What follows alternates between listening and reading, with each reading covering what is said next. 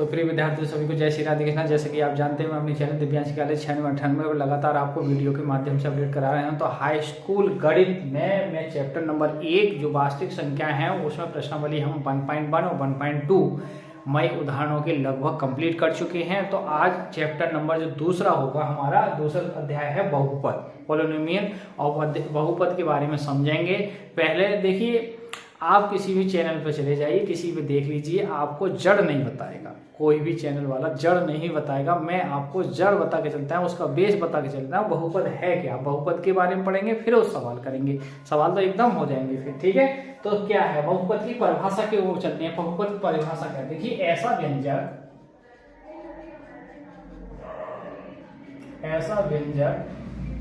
जिसमें चरों की घात, ऐसा व्यंजक जिसमें चरों की घात धन पूर्णांक, चरों की घात धन पूर्णांक हो, बहुपद कहलाता है। ठीक है, जैसे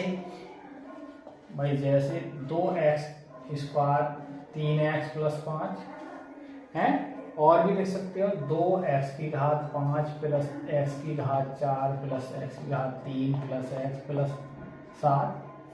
ठीक है, तो जिसमें घात जो हो वो प्लस ना हो। अब घात माइनस हो जाए तो नहीं बहुपद। ठीक है, किसी भी बहुपद में चर की महत्तम घात बहुपद की क्या कहलाएगी, घात। नोट में लिख सकते हैं आप, किसी बहुपद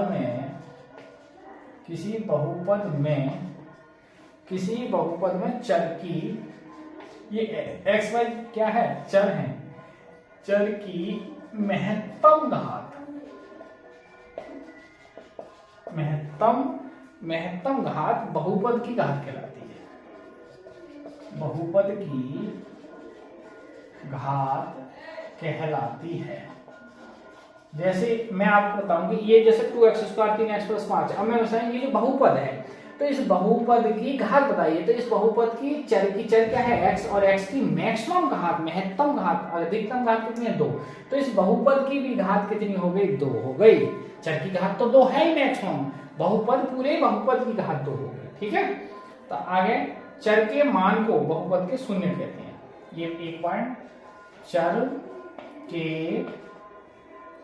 चर के मान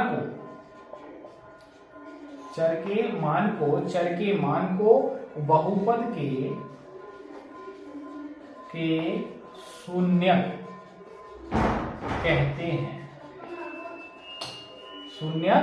कहते हैं।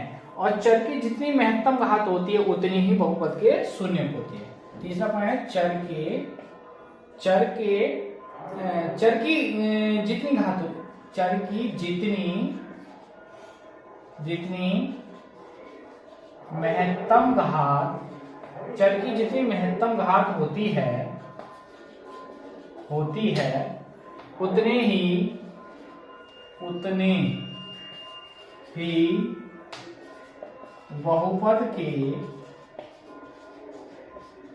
है उतने ही बहुपद के शून्य होते हैं। ठीक है, अच्छा, अब बहुपद के शून्य बहुपद के को क्या करते हैं, संतुष्ट करेंगे। ठीक है, अब बहुपद का जो मानक स्टैंडर्ड है वो क्या कहलाएंगे, आप बहुपद को आरोही और अवरोही क्रम में लिख सकते हैं। यानी बड़ी घात से छोटी घात लिखेंगे तो आरोही क्रम में, अवरोही क्रम में सबसे बड़ी घात, फिर उससे छोटी लिखेंगे तो अवरोही क्रम में भी लिख सकते हैं। ठीक है, और चर के मान जिन पर बहुपद के शून्य अथवा शून्य हो जाते हैं वे शून्य कहलाते हैं। चर के बेमान, एक पॉइंट चौथा, चर के बेमान या बेमान, चलो चर के बेमान जिन पर बहुपद का मान क्या हो जाता है, शून्य हो जाता है।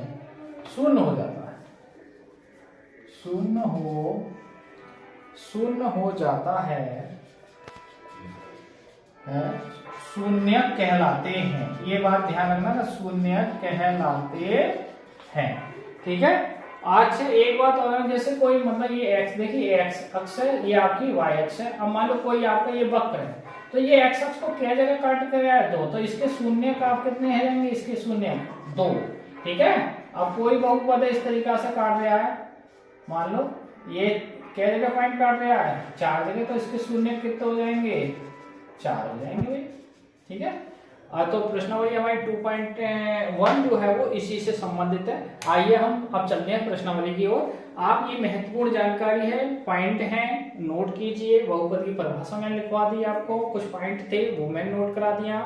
इसका स्क्रीनशॉट ले सकते हैं, देख सकते हैं। अध्याय 2 जो बहुपद है हाई स्कूल में गणित में, वो आप नोट कर लें। देखिए विद्यार्थियों, आप क्वेश्चन नंबर प्रश्नावली है 2.2 हाई स्कूल गणित में, प्रश्नावली 2.2 में क्वेश्चन क्या बने एक है, किसी बहुपद px के लिए y बराबर px का ग्राफ नीचे दिया गया है, प्रत्येक स्थिति में px के शून्यों की संख्या ज्ञात कीजिए। हमें तो ये देखना है, जो x अक्ष है हमारी, x अक्ष y अक्ष, तो कोई वक्र x अक्ष को कहाँ टच कर रहा है, तो इसी देखिए इसमें ये x अक्ष को, ये जो लाइन है, ये वाली लाइन कहीं टच नहीं कर रही, तो इसमें हम क्या रखेंगे, जो शून्य है हमारे वो क्या हो जाएंगे, 0, यानी शून्य होगा, शून्य होंगे इसमें। अब इसमें क्या देखिए शून्य क्या होंगे, अब ये x अक्ष को ये वक्र है क्या जगह काटा है, एक जगह, तो इसका शून्य क्या हो जाएगा, 1। अब ये देखिए ये जो x अक्ष को ये क्या जगह काट रहा है, आपको देख सकेंगे, तो एक ये काट रहा है, एक 2 और ये 3, तो इसके शून्य कितने हो जाएंगे, 3। अब देखिए यहाँ देखेंगे शून्यों की संख्या कितनी है, तो यहाँ x अक्ष को क्या जगह काट रहा है, 2, तो इसके शून्य कितने हो जाएंगे, 2।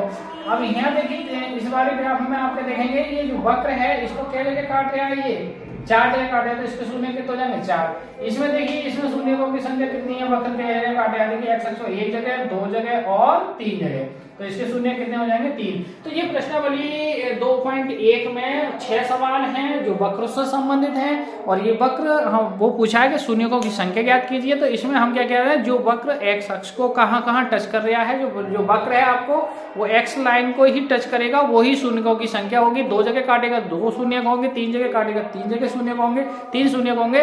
तो इसके साथ इन्हीं 6 सवालों के साथ ये प्रश्नावली 2.1 जो है वो समाप्त होती है। आप गौर से देख सकते हैं, वॉच कर सकते हैं वीडियो को।